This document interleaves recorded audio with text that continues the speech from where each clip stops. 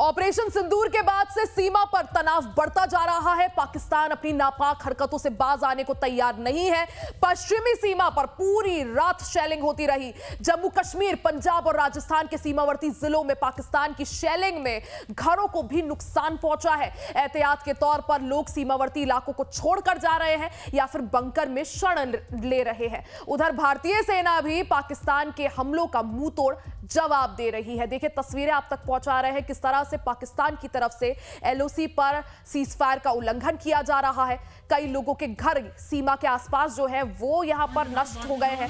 उरी, बारामूला, राजौरी से आप ये तस्वीरें देख सकते हैं किस तरह से पाकिस्तान की ओर से की जा रही शेलिंग में काफी ज्यादा नुकसान हुआ है। हालांकि नुकसान की तस्वीरें तो हम आपको दिखा ही रहे हैं, वहीं दूसरी तरफ पाकिस्तान को इसका मुंहतोड़ जवाब भी दिया जा रहा है।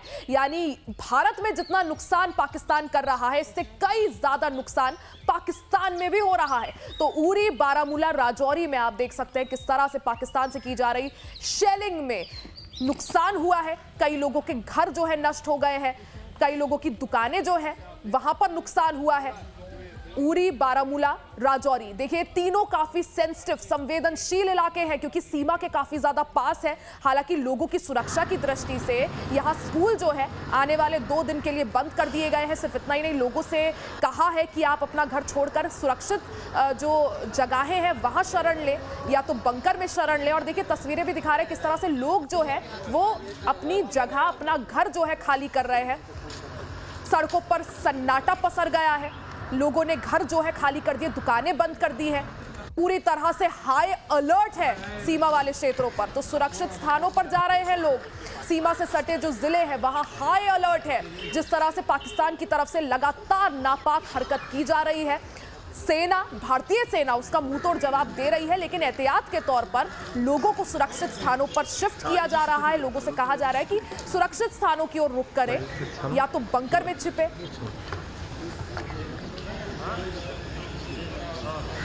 रात को 9 बजे के बाद यहाँ इतनी शेलिंग हुई है, इतनी शेलिंग कि यहाँ तकरीबन 10 मकान ऐसे हैं जो डैमेज हो गए। आदमी बच गए हैं मगर मकान डैमेज हो गए। यही हालात है उन मकानों की जो इस मकान की, सेम बराबर। तो टोटल मकान कितने हैं? यहाँ तो सिर्फ जो मैंने इस वक्त देख के आया हूँ वो 5 मकान उधर हैं, 2 मकान रास्ते में हैं, 1 मकान ये, 1 मकान इधर नीचे है। कोई जख्मी हुआ है? जख्मी का भी पता नहीं, जख्मी का पता नहीं चला। अलबत्ता मकान हम लोगों ने देखे, मकान डैमेज हो गया। फिर पीछे मेरा मकान है गिंगल में, और इस मकान का रात को पूरी रात 9 बजे से लेकर सुबह 5 बजे तक शेलिंग होती रही है और बहुत नुकसान हो गया है। इधर लोग तो भाग गए हैं और इधर मकान बहुत टूट गए हैं। ये मकान देखो, ये हमारे सामने ये मकान है, इसका क्या हाल हो गया है, इसका तो पूरा लॉस हो गया है। ये खिड़की विड़की इसकी टूट गई है, वो मकान आगे वाला उसकी शीशे भी टूट गए हैं। तो कितने मकानों को नुकसान पहुंचा? इधर कम से कम ये बोलते हैं कि 10-15 मकान को इधर पीछे नुकसान हो गया है। तो कल जब ये उड़ी में शेलिंग स्टार्ट हुई, ज़बरदस्त शेलिंग स्टार्ट हुई, तो ये मेरी भाभी जो है ये राजरवानी उड़ी में रहते हैं। तो इनने सोचा कि शेलिंग ज़्यादा हुई तो क्यों ना मैं यहाँ से निकल जाऊँ, यहाँ से बच्चों को लेकर निकल जाऊँ। तो ये यूँ ही वहाँ से निकले, गाड़ी में निकले ये, तो मोहरा के मुकाम पर इनको वहाँ से शल आया, तो सीधा गाड़ी के बैक साइड में लगाओ, तो इनको कट लगा, एक यहाँ पे कट लगा, एक यहाँ पे कट लगा। तो दूसरी भाभी भी मेरी साथ थी, उनको सिर में लगी। तो वहाँ से फिर ये मोहरा चले गए, मोहरा हॉस्पिटल में चले गए, वहाँ से उन्हें रेफ़र किया बारामूला। लेकिन हम भी यहाँ तब तक हम भी यहाँ पहुँचे, लेकिन इनके रास्ते में ही डेथ हो गई थी। कितने जख्मी भी? कितने जख्मी एक हुआ उसमें, तो और भी था, एक छोटा बच्चा था, उसको हार्ट की थोड़ी प्रॉब्लम हो गई, लेकिन वो हो गया था, ठीक हो गया था। लेकिन इनकी मौके पर ही, डॉक्टर साहब कहते हैं मौके पर ही डेथ हो गई थी वहाँ। किस टाइम ये वाक़ा कुछ? ये लगभग 9:30 के करीब। जी, जब शेलिंग हुई तो ज़बरदस्त शेलिंग हुई, ऐसी शेलिंग नहीं देखी है कभी भी हमने वहाँ पर। उड़ी थाजल से मैं पता नहीं लगा कि फायरिंग बहुत ज़्यादा हो रही थी। तो हम बाहर दूसरे मकान में शिफ्ट कर रहे थे बच्चों को, तो बाहर जैसे निकले तो उधर बम गिरा, इसको जख्मी हो? जख्मी हो गया। कितने लोगों को जख्मी? जख्मी एक बंदा ही हो गया और मकान शान थोड़ा डैमेजिंग हो गया। वहीं रियासी में सलाल बांध के 4 गेट खोल दिए गए हैं। चिनाब नदी का जलस्तर बढ़ने के बाद ये चारों गेट खोले गए हैं। तो एक बड़ी खबर आपको बता दें, जहां रियासी में सलाल डैम के चारों गेट अब खोल दिए गए हैं। चिनाब नदी का जलस्तर बढ़ने के बाद ये चारों गेट खोले गए हैं। जिस तरह से इंडस वाटर ट्रीटी को भारत ने सस्पेंड किया था, यानी पानी से जुड़ी कोई भी इंफॉर्मेशन ना ही हम पाकिस्तान को देंगे, उसके बाद कभी हम पानी रोक रहे हैं, कभी हम पानी छोड़ रहे हैं, यानी भारत की सहूलियत के अनुसार ये फैसले लिए जा रहे हैं। और देखिए, पानी कभी छोड़ रहे हैं, कभी रोक रहे हैं, और जब छोड़ रहे हैं तो चारों गेट खोल दिए। सलाल डैम से आपको ये तस्वीरें दिखा रहे हैं, फुल फ्लो में पानी अब चेनाब नदी से पाकिस्तान की ओर बह रहा है। तो आप समझ सकते हैं किस तरह से एक तरफ से सैन्य मोर्चे पर तो हम पाकिस्तान को चुनौती दे ही रहे हैं, दूसरी तरफ पानी से भी हम ये वाटर स्ट्राइक पाकिस्तान पर करते हुए नजर आ रहे हैं। आप समझ सकते हैं किस तरह से कभी पानी रोकना, कभी छोड़ना, साफ तौर पर किस तरह से एक तरफ से पानी के जरिए भी हम स्ट्राइक करने की यहां पर कोशिश कर रहे हैं। हमारे साथ हिमांशी जी लगातार बनी हुई है। हिमांशी जी, एक तरफ हम सैन्य मोर्चे पर तो पाकिस्तान को चुनौती दे ही रहे हैं, दूसरी तरफ पानी, जो हमने इंडस वाटर ट्रीटी को सस्पेंड किया था कि पानी से जुड़ी कोई भी इंफॉर्मेशन हम एक्सचेंज नहीं करेंगे, यानी अगर पाकिस्तान, ऐसा नहीं हो सकता कि वो खून की नदियां हमारे देश में बहाए और उसके बाद हम पानी भी आपको दे। वो उसकी तस्वीरें भी दिख रही है, कभी हम पानी रोक रहे हैं, कभी हम पानी छोड़ रहे हैं अपनी सहूलियत के अनुसार। और समझ सकते हैं अगर पानी रोक रहे हैं, छोड़ रहे हैं, तो पाकिस्तान में बाढ़ जैसे हालात भी बन सकते हैं। तो हर मोर्चे पर एक तरफ वहां सिविल वॉर, दूसरी तरफ हमारी जवाबी कार्रवाई, तीसरी तरफ पानी के मोर्चे पर स्ट्राइक हमारी, हर तरफ से पाकिस्तान घिरा हुआ नजर आ रहा है और मुश्किल में। बिल्कुल, ये तो एक तरह से चेस का गेम हो गया कि आपको पता ही नहीं है कि सामने वाले की मूव कौन सी होगी। और अब तो ये हालात हैं कि जी गेम भी हमारा है, रूल्स भी हमारे हैं, रेफरी भी हम ही है, खेल भी हम रहे हैं। तो पाकिस्तान का कंफ्यूज होना, उन पे चौतरफा मार पड़ना, ये तो बहुत जरूरी था और ये बहुत पहले कर लिया जाना चाहिए था, मुझे लगता है। लेकिन जब आए, दुरुस्त आए। पाकिस्तान की तरफ से जो कार्रवाई हो रही है, मैं आपके टीवी पे देख रही हूँ कि हमारे कुछ सिविलियन पॉपुलेशन को वो नुकसान पहुंचा रहे हैं। यही उनका काम है। वो कोशिश कभी भी इस तरह से नहीं करते कि धर्म युद्ध लड़ा जाए। वो या तो छद्म युद्ध लड़ते हैं या हमारी सिविलियन पॉपुलेशन को परेशान करते हैं। और जैसा कुछ आपके टीवी के माध्यम से पता चल रहा है कि बहुत ज्यादा वो लोग शेलिंग और फायरिंग कर रहे हैं। तो मुझे यकीन है अगर वो 4 बम फेंकेंगे, 4 मिसाइलें दागेंगे, 4 गोले दागेंगे, तो हमारी तरफ से 400 दागे जाएंगे। और तभी उनको समझ में आएगा कि इस हरकत का जवाब उनको ऐसा मिलेगा कि एक तो होता है जी मुंह तोड़ जवाब, एक होता है कमर तोड़ जवाब, एक होता है कि आपको नेस्तनाबून कर दिया जाएगा। और आपको एक्चुअली नेस्तनाबून किया जा रहा है इस समय। बिल्कुल, कमर तोड़ जैसा आपने कहा, एक तरफ आर्थिक कमर भी हमने उनकी तोड़ ही दी है, उनका शेयर बाजार पूरी तरह से क्रैश जो है कल से हम देख रहे हैं। और वहीं दूसरी तरफ सैन्य मोर्चे पर तो हम उन्हें जवाब दे ही रहे हैं। घुटनों पर फिलहाल पाकिस्तान आ गया है वैश्विक मंच पर भी, क्योंकि जैसे हम इससे पहले भी मैं आपसे सवाल लेने वाली थी कि पाकिस्तान के अलग अलग नेता अलग अलग बयानबाजी कर रहे हैं। कोई कह रहा है कि हम कार्रवाई नहीं करेंगे, कोई कह रहा है कि हम मुंह तोड़ जवाब देंगे भारत को, कोई कह रहा है कि हम कोशिश कर रहे हैं कि मध्यस्थता जो है एक लाई जा सके, भारत के साथ डी एस्केलेट की जा सके टेंशन, और उसके लिए यूएस का साथ मिल रहा है। तो वहीं यूएस की तरफ से साफ कह दिया गया है, this is none of our business. जी बिल्कुल, देखिए अब तो हमारी कूटनीति की ये बहुत बड़ी विजय है, हमारी राजनीति की एक बहुत बड़ी विजय है कि जिनको ये अपना दोस्त मानते थे या जिन पे इनको भरोसा था, वो हर एक के बाद एक अपना पल्ला इनसे झाड़ रहा है। देखिए, सब उगते हुए सूरज को सलाम करते हैं, डूबते हुए सूरज को अर्घ नहीं दिया जाता है। इनको ये बात समझ लेनी चाहिए थी कि पहली बात तो इनके पास मिलिट्री कैपेबिलिटी थी नहीं। दूसरी बात, देखिए, आप जो हैं, आपको अपने दम पे कहना और करना चाहिए। दूसरे के दम पे आप युद्ध नहीं लड़ सकते हैं। अगर अमेरिका की तरफ से बयान आ रहा है, चाइना की तरफ से जो लगातार बयान आ रहे हैं, वो तो कह रहे हैं कि हमें पता ही नहीं मसला क्या है। और अमेरिका कह रहा है कि भारत ने जो कुछ किया है वो अपने सेल्फ डिफेंस में किया है, उनको जवाब देने का पूरा हक है।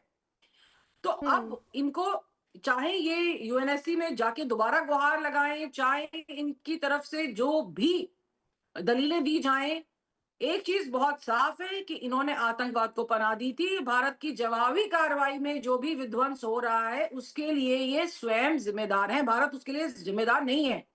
आपका मार्केट खत्म हो गया है, आपके पास पेट्रोल नहीं है, आपके पास भुखमरी, आपकी 37% जनता, ये आंकड़े आप इंटरनेट पे चेक कीजिए, सन 2023 में इतनी भुखमरी की यहाँ पे हालत थी। आपसे अपना घर नहीं संभल रहा है और आप हमारी तरफ आंख टेढ़ी करके देख रहे हैं। तो आपको इस समय आत्ममंथन की जरूरत है। जान तो आप देखिए, लड़ तो आप वैसे भी नहीं पा रहे, तो कम से कम कुछ सोच लीजिए आगे के लिए। हम्म। और हिमांशी जी, मुझे लगता है देखिए आज हर कोई तारीफ भी हमारी जो सेना है उसकी कर ही रहा है। हमारी जो सेना का शौर्य है उसको आज हर कोई सलाम कर रहा है। जिस तरह से हमने देखा कि ड्रोन अटैक पाकिस्तान करने की कोशिश करता है, तारीफ हमारे एयर डिफेंस सिस्टम की भी, जो सुदर्शन चक्र भारत ने क्योंकि कुछ वक्त पहले रशिया से खरीदा था, उसने जिस तरह से हर अटैक को नेस्तनाबूद किया, हर अटैक को डी न्यूट्रलाइज हमने देखा, किस तरह से न्यूट्रलाइज करते हुए दिखा। हमने जिस तरह से खरीदा वो एयर डिफेंस सिस्टम, और आज भारत का जो शौर्य है, भारत का जो लोहा है, मुझे लगता है पूरे वर्ल्ड आज उसकी बात कर रहा होगा। इससे पहले हम इजराइल के आयरन डोम सिस्टम की एक तारीफ सुनते थे। आज मुझे लगता है अब आगे चल के जब भी ऐसी कुछ सिचुएशन आएगी तो दुनिया में अगर बात होगी तो भारत की जवाबी कार्रवाई की भी होगी, और भारत ने जिस तरह से मुंह तोड़ जवाब पाकिस्तान को कमर तोड़ जवाब दिया है उसकी भी होगी, और हमारे एयर डिफेंस सिस्टम की भी होगी। आगे चलकर दुनिया बोलेगी कि अब भारत की तरह, जिस तरह से भारत ने अटैक किया था, वैसा कुछ करना है। बिल्कुल, ये ऐतिहासिक क्षण है जहां पे नया इतिहास रचा जा रहा है, और नए इतिहास को रचने के लिए विध्वंस जरूरी होता है। जो आपका सुदर्शन चक्र है, जिसको हम एयर डिफेंस सिस्टम कह रहे हैं, बिल्कुल सुदर्शन चक्र ही है कि आप इसके नजदीक आ रहे हैं और आप खत्म हो जा रहे हैं। और जब डिफेंस का सामान पिछले कुछ सालों में खरीदा गया है, उसकी एफिकेसी बहुत प्रूवन है। देखिए, हम देख चुके हैं रशिया जो है पिछले कुछ सालों से इस सिस्टम का इस्तेमाल यूक्रेन को जवाब देने के लिए कर रहा था। तो कहीं ना कहीं हमें ये पता था, बिल्कुल। इस पे और भरोसा हिमांशी था जी, हमें इस देखिए हम सिस्टम पे तस्वीरें भी काम अपने करेगा। दर्शकों को लगातार दिखा रहे हैं किस तरह से कल कई सारे जो ड्रोन अटैक्स थे उन्हें नाकाम किया गया। और देखिए चंडीगढ़ से अब तस्वीरें आ गई है, किस तरह से वहां जो सायरन है वो बजाए जा रहे हैं। सुनिए।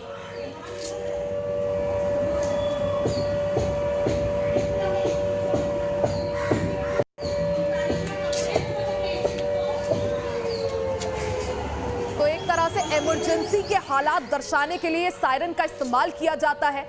हमने ड्रिल के वक्त भी देखा था लोगों को जगह जगह सायरन की आवाज किस तरह से है, सायरन अगर सुनाई दे तो किस तरह से अलर्ट हो जाना है, अपनी आत्मरक्षा, अपना बचाव कैसे करना है। सायरन का साफ तौर पर मतलब है कि खतरा, इमरजेंसी। तो सायरन की ये ड्रिल देखिए चंडीगढ़ में भी हो रही है, सायरन बजाए जा रहे हैं, लोगों को अलर्ट किया जा रहा है, बताया जा रहा है कि जैसी आवाज हो तो मतलब अपना बचाव करें। जिस तरह से कल पाकिस्तान ने नापाक ढंग से हमारे सिविल एरियाज को टारगेट करने की कोशिश की थी, चंडीगढ़ में भी हाई अलर्ट था। चंडीगढ़ में और चंडीगढ़ के जो आसपास, चाहे आप पंजाब कहें, जम्मू कश्मीर, राजस्थान, यानी वो सारे राज्य जो पाकिस्तान के साथ बॉर्डर शेयर करते हैं, उन जगहों पर हाई अलर्ट इस वक्त है। चंडीगढ़ में देखिए जोर जोर से सायरन बजने की आवाज जो है लगातार आ रही है।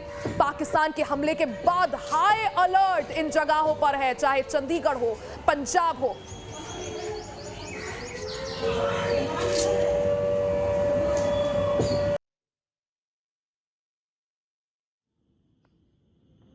और देखिए S-400 जिसकी चर्चा भी हिमांशी जी भी हमें उसकी खासियत बता रही थी, हमें समझा रही थी किस तरह से ये जो सुरक्षा कवच है भारत का, कितने माकूल ढंग से इसने हर उस ड्रोन को नाकाम किया, उस ड्रोन को न्यूट्रलाइज किया जिस ड्रोन को भारत के अगेंस्ट पाकिस्तान ने इस्तेमाल किया था। हिमांशी जी, उसी S-400 की बात हम कर रहे थे, आप हमें उसकी थोड़ी बहुत खासियत बता रही थी, किस तरह से कितना 100% हम देखें भारत की तरफ से भी और जो है इंडियन मिलिट्री आर्मी की तरफ से भी यही चीज कही गई थी कि ज्यादातर जो ड्रोन्स पाकिस्तान की तरफ से अटैक किए गए उनको न्यूट्रलाइज इस सिस्टम ने किया।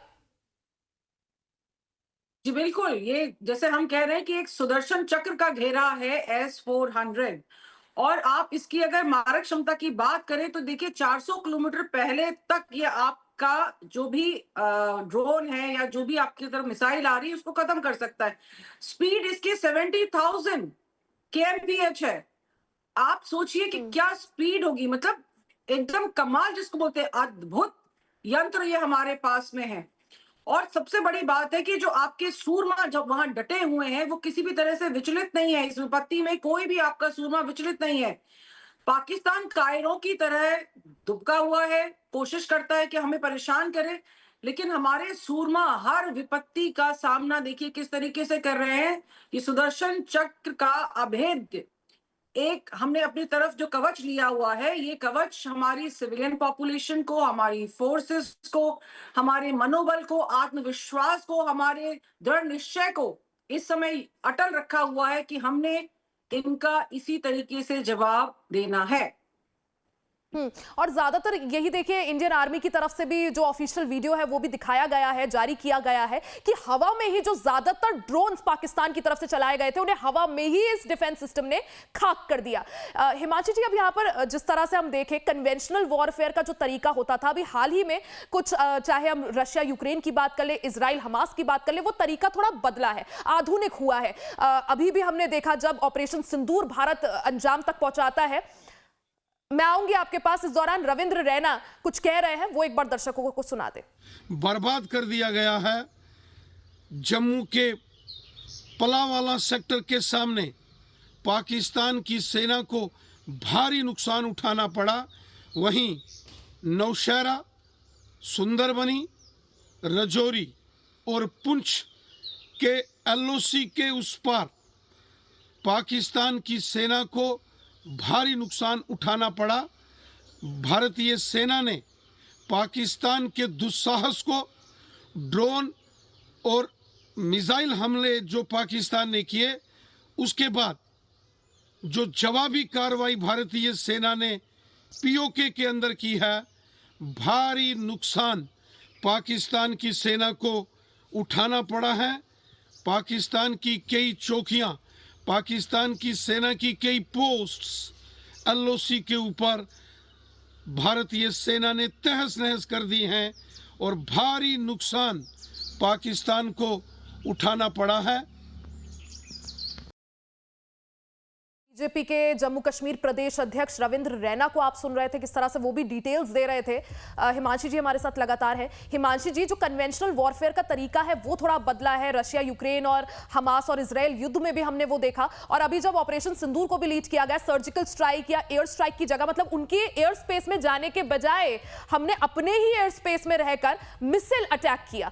इससे यह समझा जा सकता है कि कितना इंपॉर्टेंट हो गया है कि वक्त के साथ साथ आधुनिक जो हथियार है उनकी महत्वता कितनी बढ़ गई है। और अगर खासकर मैं रक्षा क्षेत्र में बात करूं, बीते 10 सालों में भारत सरकार द्वारा जो इन्वेस्टमेंट की गई है, चाहे वो S-400 की हम बात कर ले या फिर जो राफेल, अभी हमने हाल ही में मरीन की डील करी, उससे पहले हमने राफेल खरीदे, तो ये जो आधुनिक हथियार में हम इन्वेस्ट कर रहे हैं, चाहे हम आत्मनिर्भर भारत की बात करें, जिस तरह से ब्रह्मोस मिसाइल हमने रशिया के साथ मिलकर बनाई, तो ये जो बीते 10 साल में जो भारत में एक तरह से रिवॉल्यूशन आया है, हम रक्षा क्षेत्र को लेकर हम काफी ज्यादा सजग हुए हैं, कितना महत्वपूर्ण, और आज वो हमें दिख भी रहा है कि अपने जो पड़ोसी हैं और जो हमारे दुश्मन हैं उनके अगेंस्ट वो आज इस्तेमाल जब हम कर रहे हैं तो कितना कारगर साबित हो रहा है।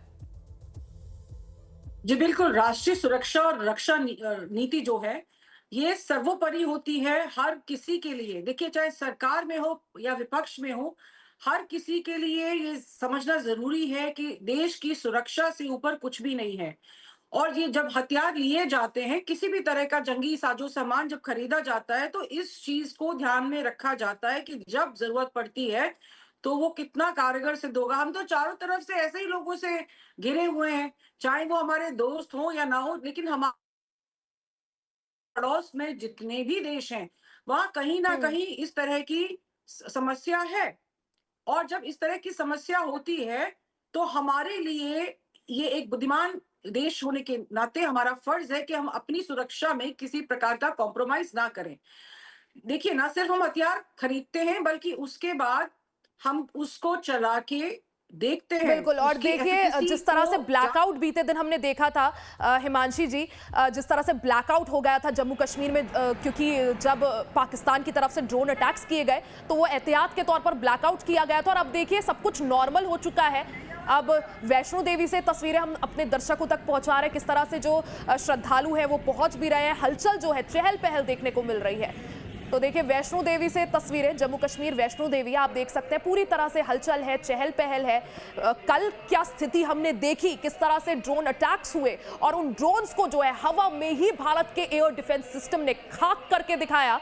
तो उससे यह भी समझा जा सकता है कि लोग जो है भारत के वो कॉन्फिडेंट है, सेना पर पूरा भरोसा है। देखिए तस्वीरें वैष्णो देवी से आप समझ सकते हैं कि लोगों में डर नहीं है, खौफ नहीं है। दूसरी तरफ पाकिस्तान में आप देखेंगे लाहौर, कराची, हर कोई सहमा हुआ है, डरा हुआ है। लोग वहां के कल जब ये सब हो रहा था तो लोग घरों से बाहर आ गए थे, डरे हुए थे। वहीं दूसरी तरफ देखिए भारत से तस्वीरें, किस तरह से लोग जो है पहुंच भी रहे हैं, दर्शन भी कर रहे हैं।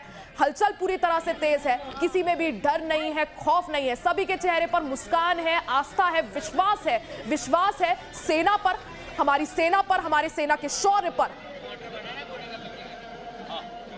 तो ये जम्मू कश्मीर के कटरा से तस्वीरें, वैष्णो देवी के दर्शन के लिए श्रद्धालु पहुंचे। रात की जो हालात है उससे कैसे देखते हैं? मेरा नाम गौरव है, मैं उत्तर प्रदेश मुजफ्फरनगर से हूँ और रात बहुत ज्यादा टेंशन का माहौल हो गया था, बच्चे डर गए थे। हम लोग 21 बंदों की फैमिली आई हुई है और हम सब डर गए थे, लेकिन हमने माता रानी का नाम लिया और अपनी इस यात्रा को प्रारंभ किया। जी, क्या कहेंगे भारत सरकार से आप? भारत सरकार तो सभी देशवासियों के साथ है, हम भारत सरकार के साथ है। अगर हमें अपनी भारत सरकार के लिए खुद बॉर्डर पे जाना पड़े तो हम अपनी भारत सरकार के साथ बॉर्डर पे जाएंगे और दुश्मनों के चक्के छुड़ा देंगे। कल रात ब्लैकआउट था कटरा में, कितने सुरक्षित किया? नहीं, सुरक्षित पूरे थे, पूरे हम लोग बाहर आए थे ब्लैकआउट के समय, हमने देखा पूरी आर्मी हमारी मुस्तैद है, सभी आर्मी के जवानों ने यात्रियों की सहयोग किया और डर का माहौल थोड़ा सा हो गया था ब्लैकआउट जैसे हुआ था। जी, थैंक यू। आप बोलेंगे? आप में से कोई? देखिए जम्मू कश्मीर के कटरा से तस्वीरें आप देख सकते हैं। एक तरफ लोग जो है कॉन्फिडेंट है, खुशी उनके चेहरे पर है, मुस्कान है, भारतीय सेना पर गर्व कर रहे हैं। आज हर कोई सेना के शौर्य को सलाम कर रहा है और लोग जो है वो संतुष्ट है, उन्हें पता है कि हम जो है पूरी तरह से सुरक्षित है। यही वजह है कि जम्मू कश्मीर जैसे संवेदनशील राज्य जहां लगातार शेलिंग हो रही है, इस समय जो बॉर्डर पर हालात है उसके बावजूद वैष्णो देवी यात्रा सुचारू है, क्या कहेंगे? मैं छत्तीसगढ़ रायपुर का हूँ जी। आपका नाम? सुरेंद्र रजक।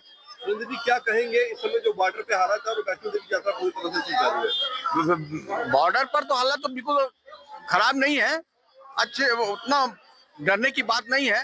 अब मोदी है तो कोई डरने की बात नहीं है। वैष्णो देवी यात्रा सुचारू है, किस तरह से? बिल्कुल सुचारू है और बहुत अच्छी यात्रा सुचारू है। क्या कहेंगे मोदी सरकार को? मोदी सरकार कहेंगे बहुत अच्छी व्यवस्था की है। अब मोदी सरकार कहेंगे दुश्मनों को ठोक दो, कुछ नहीं होता, ठोक दो। जय माता। बताइए आप कहाँ के हैं? भारत पाक बॉर्डर पर जो हालात है उसके बावजूद वैष्णो देवी यात्रा सुचारू है, आप यात्रा पे हैं, क्या कहेंगे? जी, मेरा नाम देवेंद्र राठौर है, मैं मध्य प्रदेश ग्वालियर से हूँ जी। और माता के दर्शन में कोई भी समस्या नहीं है। हमारी इंडियन आर्मी, इंडियन एयरफोर्स, प्रधानमंत्री नरेंद्र मोदी जी ने काफी अच्छी सुविधा यहाँ रखी हुई है। रात में थोड़ा सा लगा था पर कोई टेंशन वाली बात ये नहीं है, सब कुछ अच्छा है यहाँ पे। जय माता दी। क्या संदेश आप वैष्णो देवी के दरबार से भक्तों को देना चाहेंगे? मैं यही देना चाहूंगा कि माता का आशीर्वाद बना रहे, माता का आशीर्वाद हमारे इंडिया पे बना रहे, कोई भी स्थिति गलत ना हो और सब कुछ अच्छा हो। जय माता। जय माता दी। अपना नाम बताएं और बताएं आप कहां से हैं? इस समय जो भारत पाक जो हालात हैं बावजूद उसके वैष्णो देवी यात्रा सुचारू है, क्या कहेंगे? मेरा नाम ध्रुवा है और हम गुजरात केसर से सौराष्ट्र से आए हुए हैं। हम यहाँ 3 दिन से निकले थे, कल ही यहाँ पहुँचे। पर यहाँ भारत और पाकिस्तान के आपसी कोई झगड़ा चल रहा है, मगर यहाँ वैष्णो देवी आना ठीक लगा क्योंकि वैष्णो देवी जो है वो माता जी का धाम है, यहाँ पे हम सब लोग सुरक्षित है, ऐसा हमें लगता है। इसीलिए यहाँ आके दर्शन तो करने ही चाहिए। क्या कहेंगे आप? तो कटरा से माता वैष्णो देवी के दर्शन के लिए पहुंचे श्रद्धालु को आपने सुना किस तरह से उन्होंने कहा कि मोदी है तो मुमकिन है। भारतीय सेना की तारीफ जो है भरपूर हो रही है। वहीं जब से कर्नल सोफिया कुरैशी और विंग कमांडर व्योमिका सिंह ने भारतीय अटैक को लेकर प्रेस ब्रीफिंग की है, तब से ही उनके बारे में जानने को लेकर हिंदुस्तान और हिंदुस्तानी काफी ज्यादा उत्सुक है और उन पर गर्व भी महसूस कर रहे हैं। इसी कड़ी में अमरोहा में एक चित्रकार ने कर्नल सोफिया कुरैशी की बड़ी सी पेंटिंग बनाई है। सोफिया की तस्वीर के साथ पेंटिंग पेंटर जुबैर खान ने लिखा, शाबाश सोफिया, इसके साथ ही उन्होंने कहा कि ये उनके भारतीय सशस्त्र बलों और भारत सरकार के प्रति आभार व्यक्त करने का एक तरीका है। आपको बता दें कि सोफिया कुरैशी भारतीय वायुसेना की विंग कमांडर व्योमिका सिंह के साथ तब चर्चा में आई जब उन्होंने बुधवार को ऑपरेशन सिंदूर के बारे में हिंदी में मीडिया को जानकारी दी। 2 महिला अधिकारियों का सरकारी ब्रीफिंग का नेतृत्व करने के फैसले की व्यापक रूप से सराहना की गई। 22 अप्रैल को पाकिस्तानी आतंकवादियों ने एक कायराना हमला कर निर्दोष भारतीयों की हत्या की थी। उस संबंध में भारतीय सेना ने अपना बदला ऑपरेशन सिंदूर के माध्यम से लिया है पाकिस्तानी पे। इसलिए मैंने एक जो ऑपरेशन सिंदूर को गाइड कर रही थी सोफिया कुरैशी साहिबा का एक 6 फीट का चित्र तैयार किया है और मैंने उन्हें ये धन्यवाद रूप में ये चित्र तैयार किया है कि भारतीय सेना का और भारत सरकार का बहुत बहुत धन्यवाद कि उन्होंने इस काम को अंजाम। तो आज तारीफ भारतीय सेना के शौर्य की भी। और देखिए, शुरुआत से ही रक्षा विशेषज्ञ lieutenant colonel retired Himanshi Singh हमारे साथ जुड़ी हुई है चर्चा के लिए। आप हमारे साथ जुड़ी मैम, बहुत बहुत शुक्रिया आपका समय देने के लिए।